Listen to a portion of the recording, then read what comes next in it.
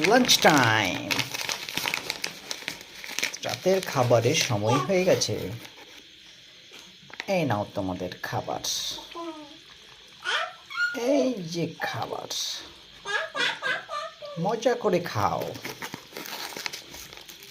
মজা করে খাও।